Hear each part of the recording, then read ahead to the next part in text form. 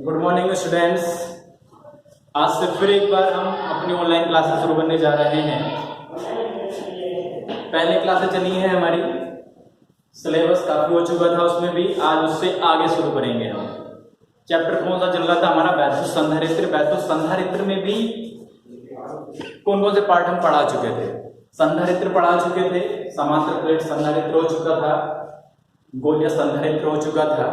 उसके आगे कंटिन्यू करते हैं, ठीक है। उससे आगे क्या टॉपिक था हमारा? ऊर्जा घनत्व। ऊर्जा घनत्व क्या होता है? ऊर्जा घनत्व क्या है? वैद्युत क्षेत्र में प्रति एकांक आयतन में संचित ऊर्जा को ऊर्जा घनत्व कहते हैं। क्या है ऊर्जा घनत्व? वैद्युत क्षेत्र में प्रति एकांक आयतन में, वैद्युत क्षेत्र में प्रति एकांक आयतन में संचित ऊर्जा को ऊर्जा घनत्व कहते हैं। यानी प्रति एकांक यानी एक घन मीटर में जितनी वैद्युत ऊर्जा संचित होती है उसे क्या कहा जाता है? ऊर्जा घनत्व कहते हैं। इसे किससे प्रदर्शित करते हैं? स्मॉल यू से प्रदर्शित करते हैं, ठीक है। अच्छा क्वेश्चन है, शॉर्ट क्वेश्चन में आ जाता है कि ऊर्जा घनत्व क्या होता है। तो ऊर्जा घनत्व क्या होता है?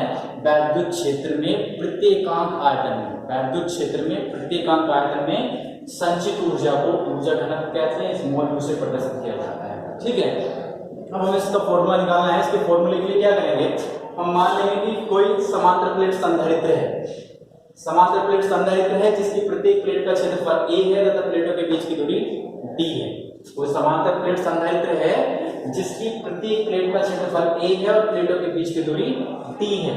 तब संधारित्र की धारिता कितनी होगी? संधारित्र की धारिता का फॉर्मूला पहले निकाल चुके हैं। समांतर प्लेट संधारित्र की धारिता का कितना निकाला था हमने? C बराबर a एप्सिलॉन 0/d, जहां a क्या है? प्लेटों का क्षेत्रफल है, एप्सिलॉन 0 क्या है? निर्वात की वैद्युतशीलता होती है, और d क्या होता है? दोनों प्लेटों के बीच की दूरी होती है, ठीक है। तो समांतर प्लेट संधारित्र की धारिता कितनी हो गई? C बराबर a एप्सिलॉन 0/d। अब संधारित्र की प्लेटों के बीच वैद्युत ऊर्जा, वैद्युत ऊर्जा भी हम निकाल चुके हैं। वैद्युत ऊर्जा का फॉर्मूला हमने कई सारे निकाले थे, उनमें से एक फॉर्मूला क्या निकाला था हमने? U बराबर 1/2 CV², ठीक है। समांतर प्लेट संधारित्र की धारिता निकाल चुके हैं हम, और समांतर प्लेट संधारित्र की संधारित्र की ऊर्जा कितनी होती है? U बराबर 1/2 CV² होता है, ठीक है। अब फॉर्मूला क्या निकाला है? U बराबर कितना था हमारा? 1/2 CV²। तो C का मान यहां रख दिया हमने। C की वैल्यू कितनी थी? a epsilon 0/d। तो हमने C की जगह कितना रख दिया है? a एप्सिलॉन 0/d रख दिया है, ठीक है। तो कितना हो गया है? U बराबर 1/2 a एप्सिलॉन 0/d। अब देखिए जरा, ये v² है। एक फॉर्मूला पढ़ा है हमने, E बराबर कितना होता है? v/d, ठीक है। E बराबर कितना पढ़ा है हमने? v/d। तो यहां से हम इसकी वैल्यू निकाल लेते हैं, ठीक है। तो हमने E बराबर कितना होता है? v/d होता है। तो यहां से हमने किसकी वैल्यू निकालेंगे? हम v की वैल्यू निकालेंगे। तो v की वैल्यू कितनी हो जाएगी? तिरछी गुणा करेंगे तो v बराबर कितना आ जाएगा? a × d। तो v की वैल्यू यहां रख देते हैं हम a × d। तो कितना है यहाँ? v² है।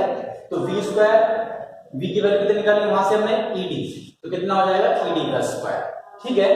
अब देखिए करना क्या है हमें? u बराबर 1/2 एप्सिलॉन 0 ऐसे लिख लिया है, e² आ गया है यहाँ, a ये वाला और d है ये वाला, ठीक है। ad एक d से, ये कितना है? d² है। एक d से d कैंसिल हो जाएगा, सिंगल d बचेगा, तो कितना आ गया? 1/2 एप्सिलॉन 0 e² ad, ठीक है। अब a क्या था भाई हमारा?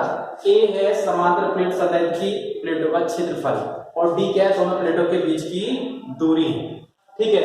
तो क्षेत्रफल गुणा दूरी, आयतन क्या होता है? लंबाई गुणा चौड़ाई गुणा ऊंचाई होता है, ठीक है। तो क्षेत्रफल कितना हो गया? लंबाई गुणा चौड़ाई, और d क्या होगी? ऊंचाई होगी। तो ad क्या हो गया? ये आयतन हो गया है, ठीक है। आयतन होता है लंबाई गुणा चौड़ाई गुणा ऊंचाई। तो क्षेत्रफल क्या होता है? लंबाई गुणा चौड़ाई।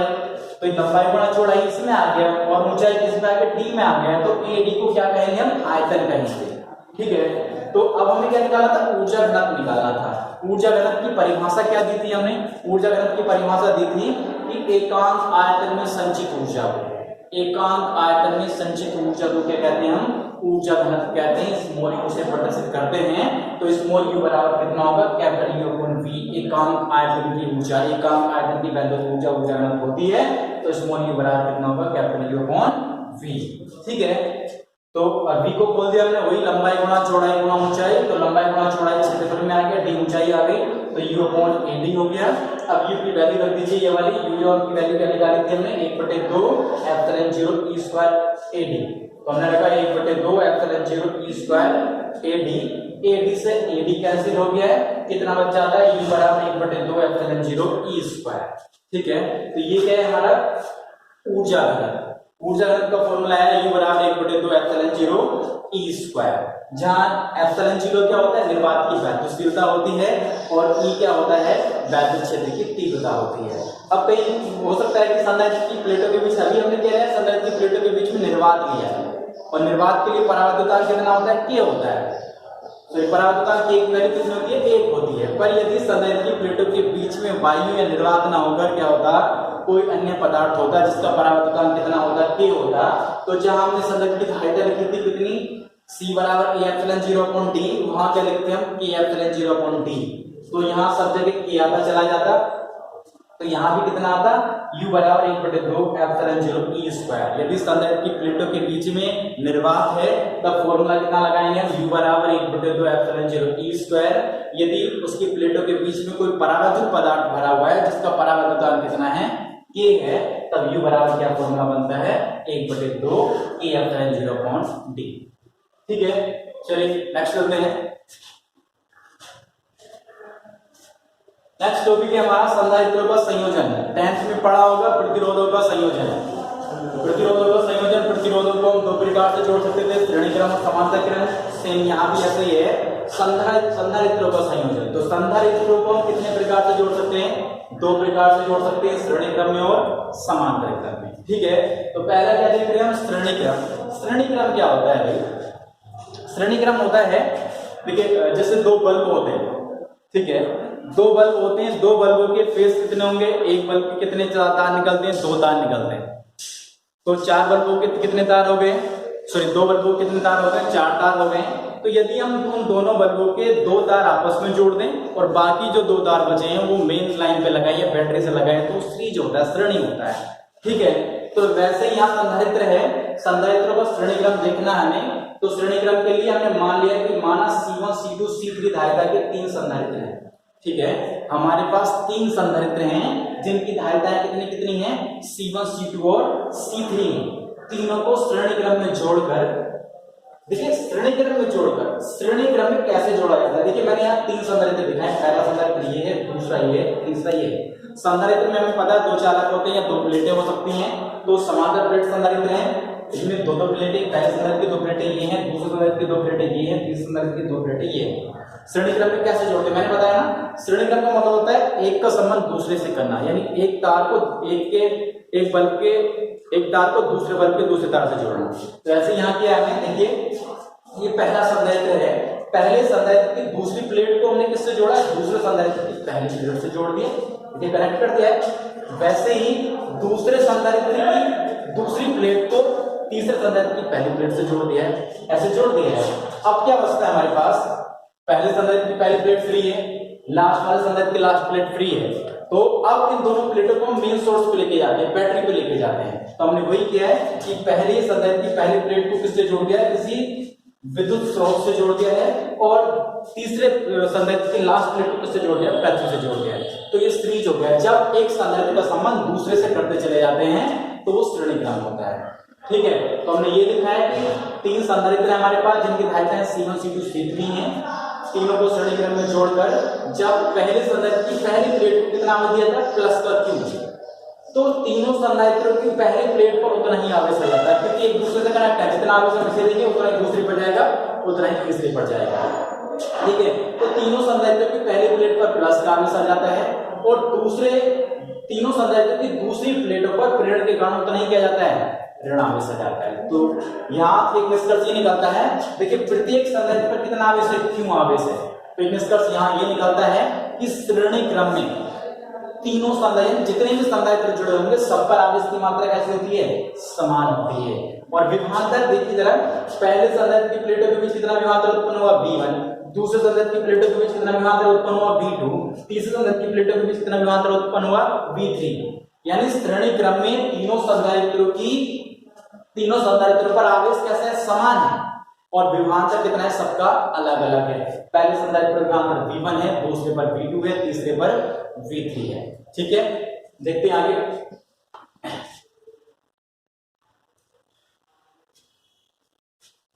तो तीनों प्लेटों पर विभवांतर कितना उत्पन्न हुआ है, V1 V2 V3।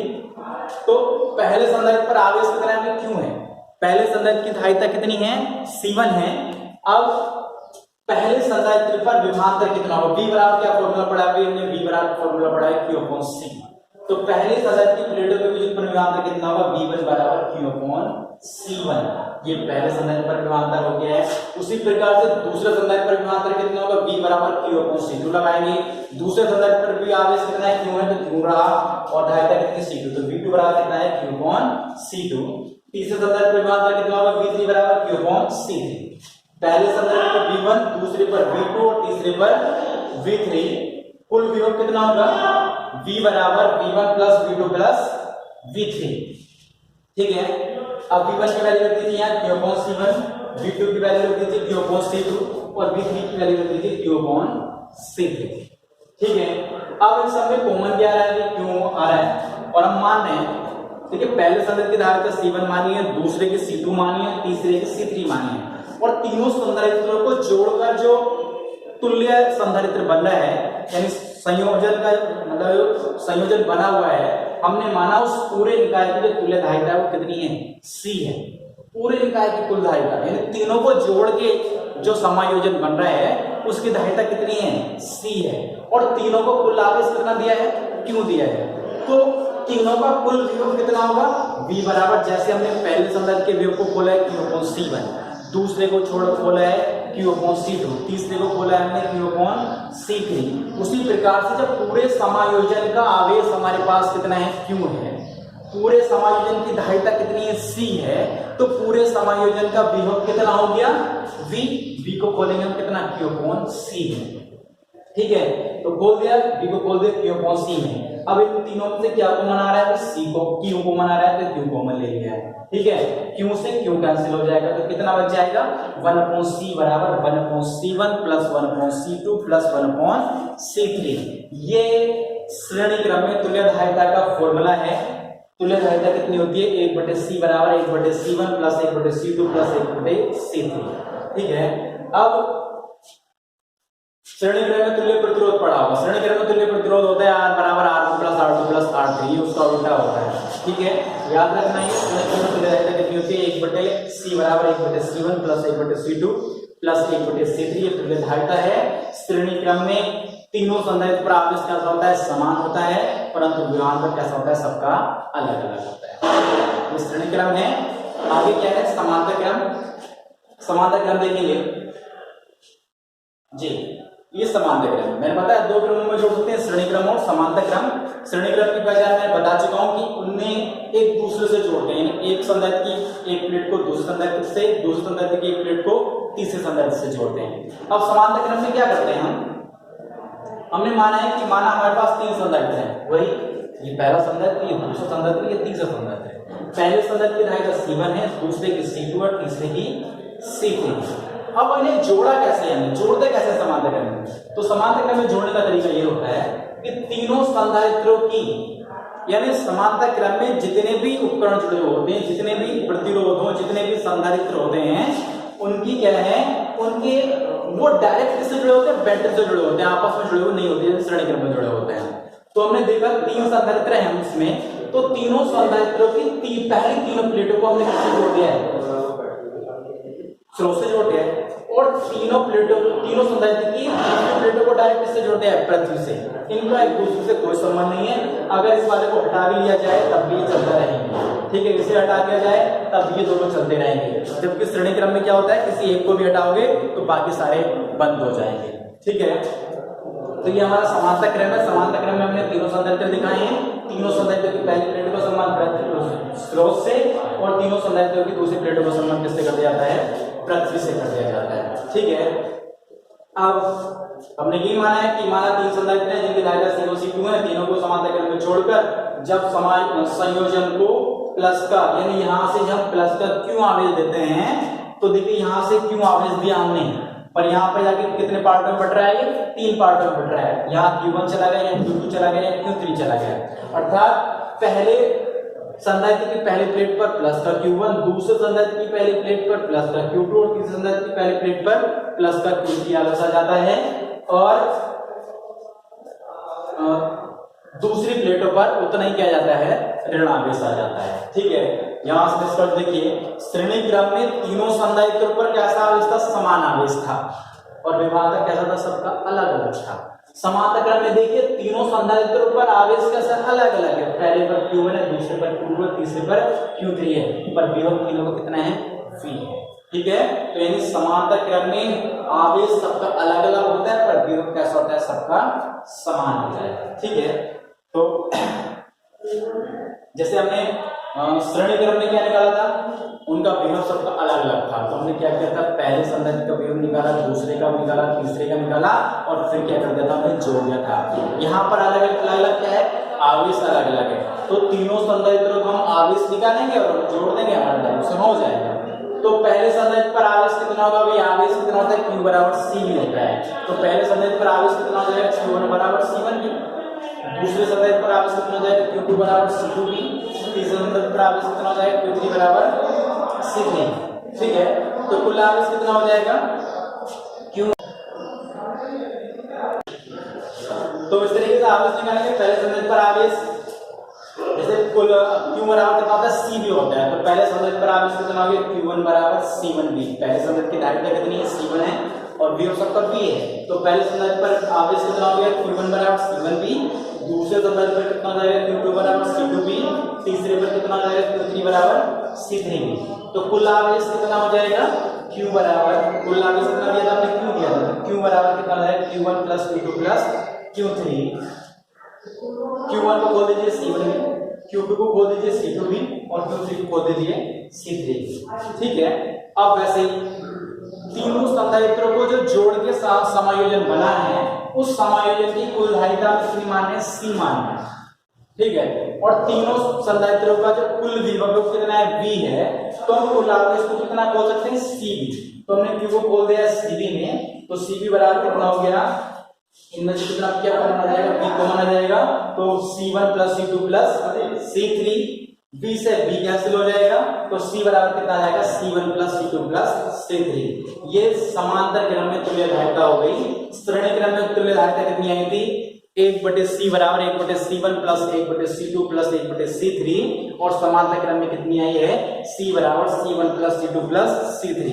इन दोनों फॉर्मूलों से क्या निष्कर्ष निकलता है कि श्रेणी क्रम में तुल्य धारिता ज्यादा होती है कि समांतर क्रम में तुल्य धारिता ज्यादा होती है। ठीक है, श्रेणी क्रम में कितनी है, 1/C बराबर 1/C1 plus 1/C2 plus 1/C3, और यहाँ कितना है, C बराबर C1 plus C2 plus C3। तो निष्कर्ष निकलता है कि समांतर क्रम में तुल्य धारिता ज्यादा होती है, श्रेणी क्रम में कम होती है।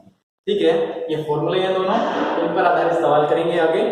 ठीक है, चलिए आज के लिए इतना ही काफी है, इन्हें देखिए और पिछला जितना पढ़ाया था उसे रिवाइज कीजिए, बहुत जल्दी टेस्ट होने वाले। ठीक है, थैंक यू सो मच।